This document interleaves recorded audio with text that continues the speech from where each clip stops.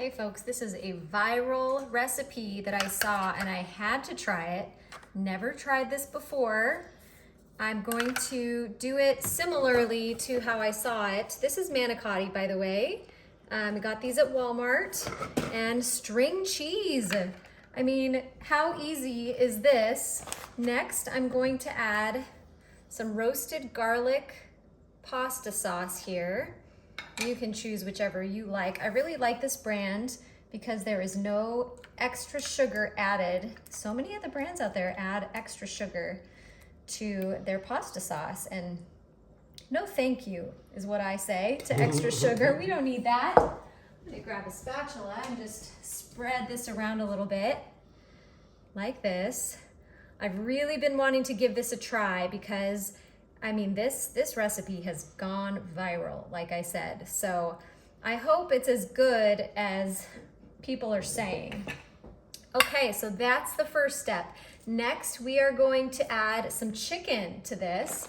Now you can use, rotisserie chicken, leftover chicken. I didn't have anything left over, so I went ahead and bought this grilled chicken strip here, and we kind of just shredded it up a little bit so it wouldn't be too big of chunks. And I'm gonna use that for this and just kind of pour it over the top. Yeah, however generously you like to put your chicken on is what you can do. That looks pretty good to me. What do you think, honey? More chicken? A little more? Why not? A little more. For my meat lover. Okay. All right, next we're gonna add some mozzarella. This is freshly grated mozzarella here. I'm gonna pile this right on here. I love this fresh grated mozzarella. It melts so well. There we go. Nice pile there. And here, some Parmesan, also freshly grated. Pile that right on top here. There we go. All right, we're gonna bring some color in there and some flavor with this Italian seasoning. Just sprinkle that right over the top. Now you might be wondering, how is that manicotti gonna cook?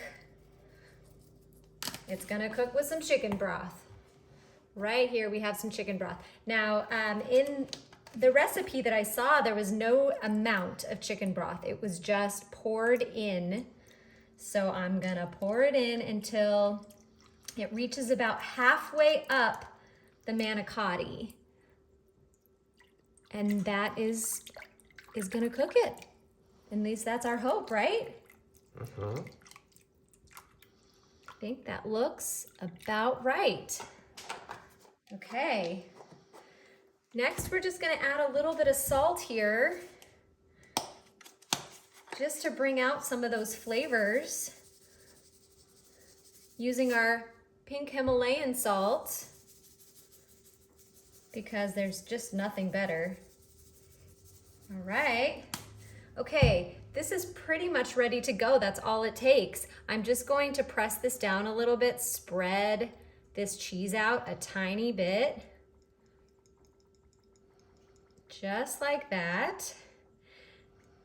And also in the recipe that I saw online, it didn't require anything on top, but with my experience in cooking, I know that when there's uncooked pasta, you should really cover it. So I'm gonna do this like I do my lasagna, and I'm gonna cover it for the first 20 minutes of baking. We're gonna bake this at 350 for 20 minutes covered, and then I'll remove the cover for the last 10 minutes of baking. So a total of 30 minutes at 350.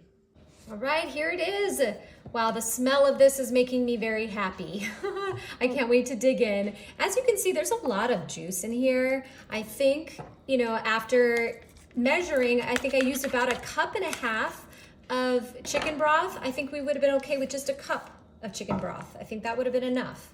But let's see how well this is cooked. Oh my goodness.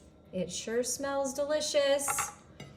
And that pasta is definitely cooked. I can just feel how tender it is. That looks really good. Let's cut into this, shall we? I'm gonna set this right here. I'm gonna just sprinkle the top with some fresh parsley because I have some on hand and I love the way that looks and tastes. Yum. Okay, so let's cut into this and see how that cheese melted in the middle. That string cheese, look. It looks amazing. It's so cheesy. Look at that. All right, I've destroyed this on my plate because I wanted to show it to you, but I am definitely ready to take a bite and test this recipe and all of these flavors. Ooh, look at that. Okay, here we go.